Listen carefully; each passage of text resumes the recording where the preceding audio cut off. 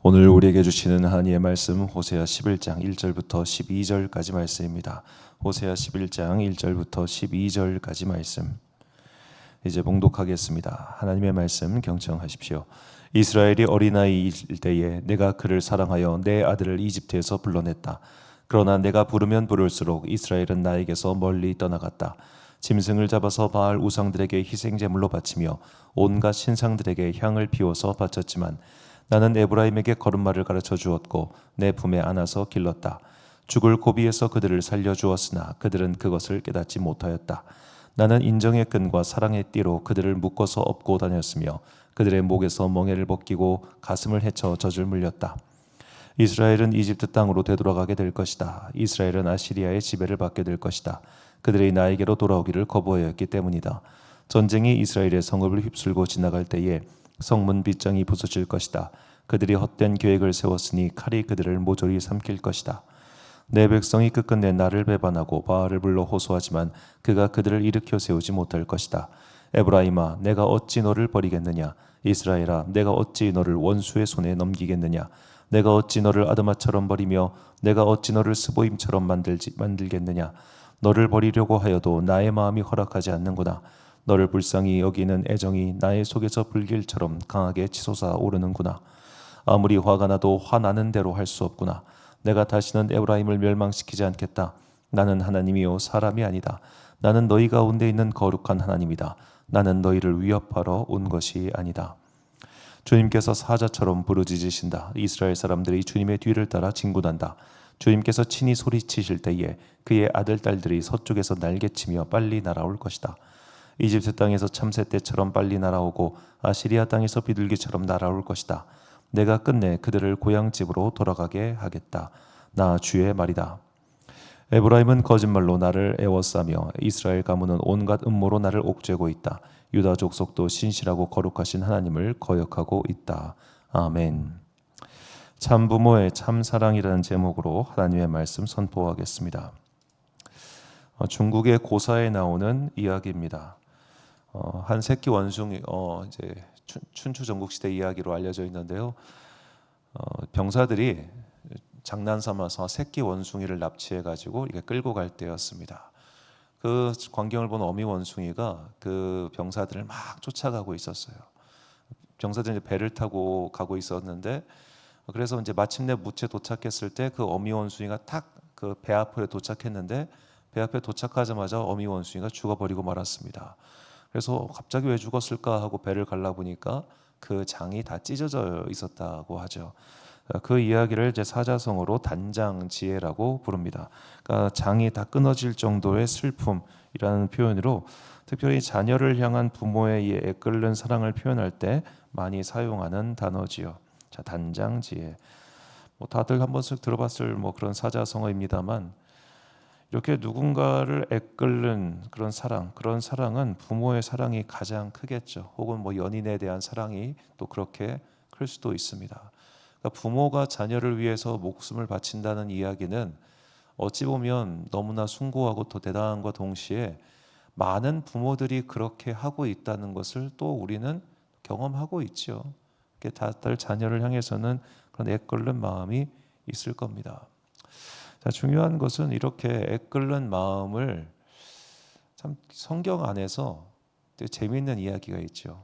너무나 유명한 이야기 바로 솔로몬의 재판에 관한 이야기입니다. 자, 이스라엘 예루살렘 안에 두 여인이 살고 있었습니다. 아마 같은 공유주택을 썼던지 아니면은 딱 붙어있던 옆집이었던지 그랬던 것 같아요. 한 여인이 실수로 자기 아이를 죽이고 맙니다. 아마 자다가 뒤척일 때 실수를 해서 이렇게 사고가 났던 것 같아요. 자, 그러자 이제 자기 자녀의 죽음을 받아들일 수 없었던 이 여자는 자기 아이의 시체와 이웃집 여인의 아이를 바꿔치기를 합니다. 그러면서 이 아이가 내 아이다라고 주장을 해요. 황당한 이야기지만 그때 무슨 주민등록증이 있겠어요? 뭐가 있겠어요? 자기가 이 아이가 내 아이라는 걸 증명할 방법이 딱히 없는 겁니다. 그래서 결국에는 왕 앞에 재판장이 펼쳐졌습니다. 이 여자가 각자 살아있는 아이를 두고 이 아이가 내 아이다라고 주장을 하고 있는 형국이었죠. 그때 솔로몬이 이런 판결을 내립니다. 열왕기상 3장 25절과 26절 말씀에 왕이 이르되 산 아이를 둘로 나누어 반은 이 여자에게 주고 반은 저 여자에게 주라. 그 산 아들의 어머니 된 여자가 그 아들을 위하여 마음이 불붙는 것 같아서 왕께 아뢰어 청하건대 내 주여 산 아이를 그에게 주시고 아무쪼록 죽이지 마옵소서 하되 다른 여자는 말하기를 내 것도 되게 말고 내 것도 되게 말고 나누게 하라 하는지라. 자, 그 어머니가 되는 여자가 그 아들을 위하여 마음이 불붙는 것 같았다. 마음이 불붙는 것 같으니 설령 이 아이가 내 아이로서 살아지 못하더라도 일단 살아만 있게 좀 해달라, 그렇게 왕에게 간청하는 장면이죠. 이렇게 자녀를 향한 불붙는 듯한 마음, 성경 안에는 이렇게 자녀를 위해서 물불 가리지 않는 부모들의 이야기가 꽤나 많이 나옵니다. 중요한 것은 이 자녀를 위해서 불붙는 것 같다, 정말로 속이 타들어간다, 이런 감정으로 하나님께서 오늘 우리를 보고 계시다는 겁니다. 본문 8절 말씀입니다. 에브라임이여 내가 어찌 너를 놓겠느냐, 이스라엘이여 내가 어찌 너를 버리겠느냐, 내가 어찌 너를 아드마같이 놓겠느냐, 어찌 너를 스보임같이 두겠느냐, 내 마음이 내 속에서 돌이키어 나의 긍휼이 온전히 불붙듯 하도다. 아멘.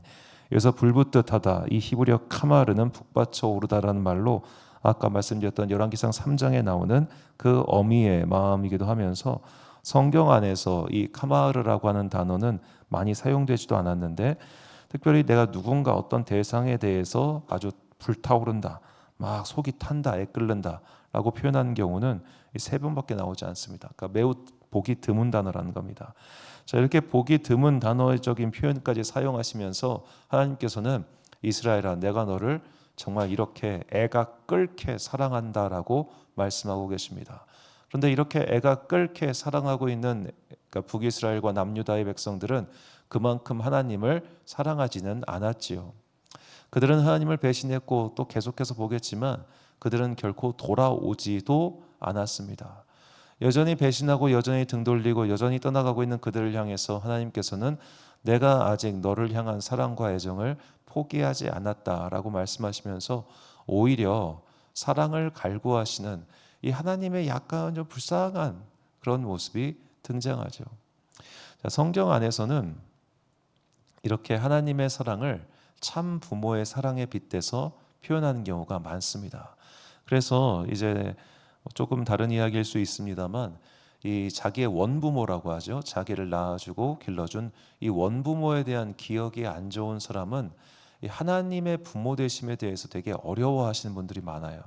특히 어렸을 때 아버지의 폭력 속에서 자란 분들은 하나님 아버지라는 단어가 굉장히 그 안에 어려워하시는 분들이 이제 몇 번 뵙긴 했습니다. 자, 그런 식으로 우리는 사실은 이 하나님의 사랑을 인간 육신의 부모에 빗대서 설명하는 것이 어려운 부분이 많아요. 왜냐하면 인간 부모인 우리는 짜증내고 화내고 하잖아요. 근데 참 부모이신 하나님은 그러지 않더라는 겁니다.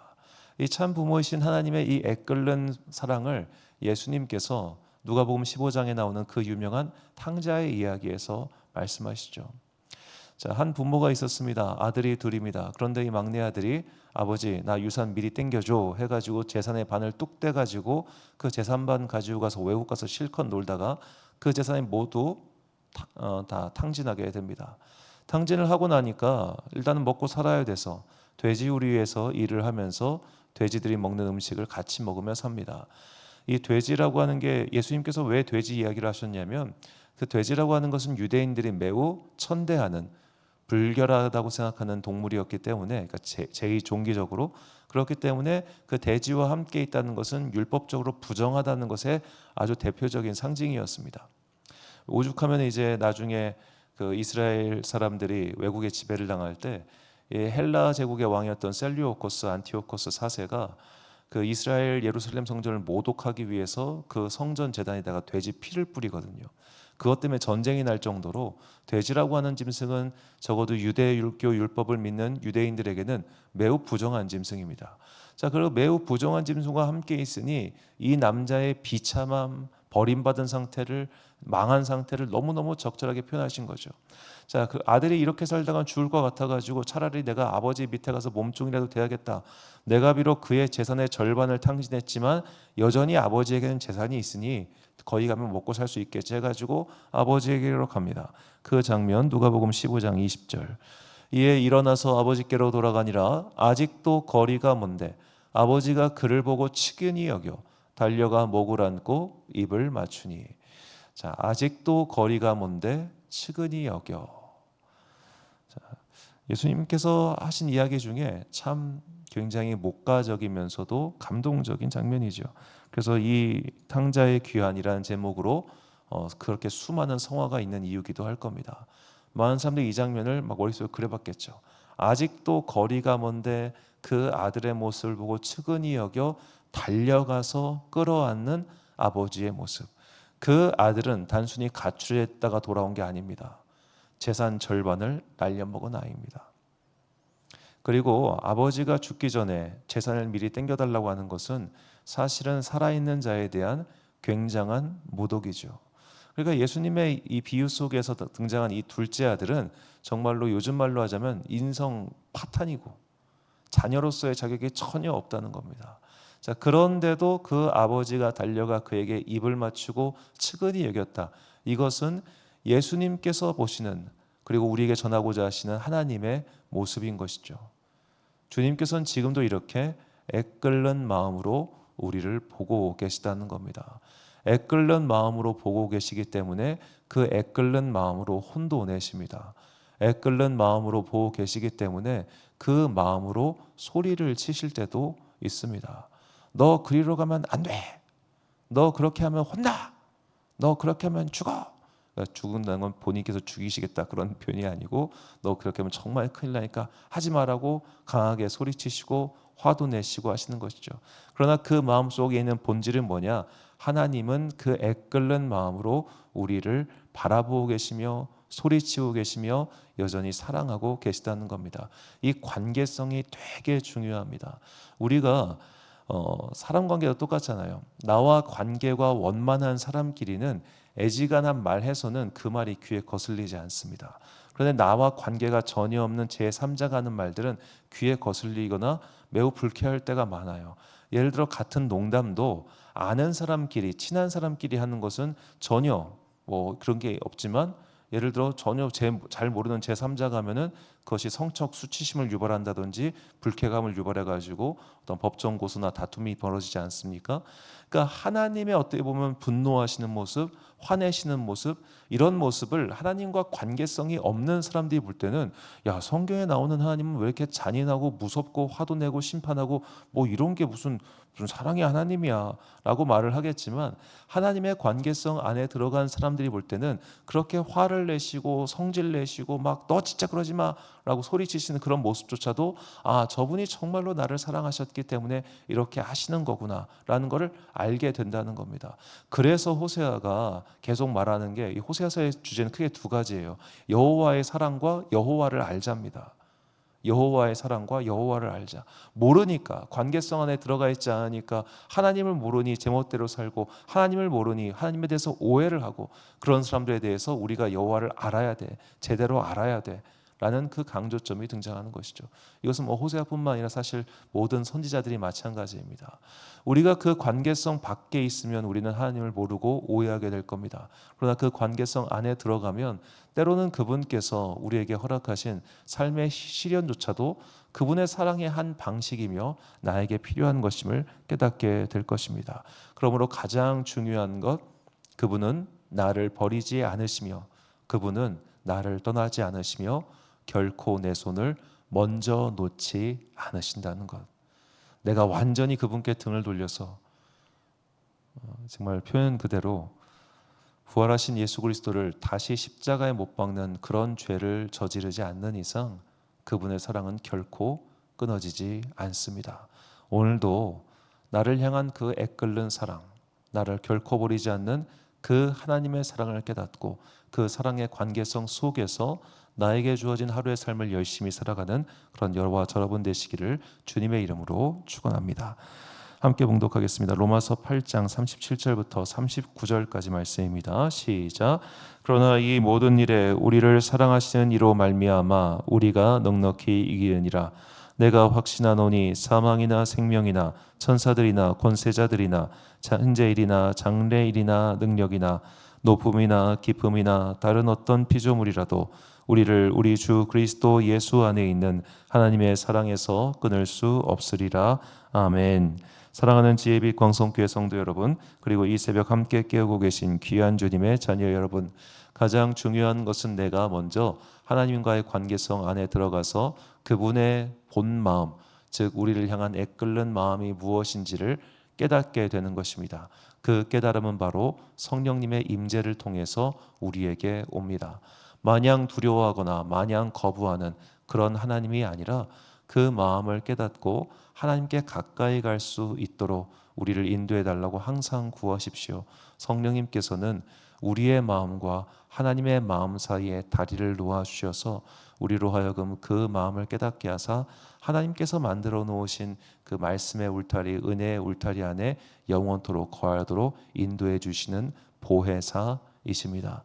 오늘도 그리고 앞으로도 우리의 삶에서 그 사랑 밖으로 떠나지 아니하도록 항상 성령님의 도움을 구하며 살아가는 그런 여러분과 제가 되시기를 주님의 이름으로 축원합니다.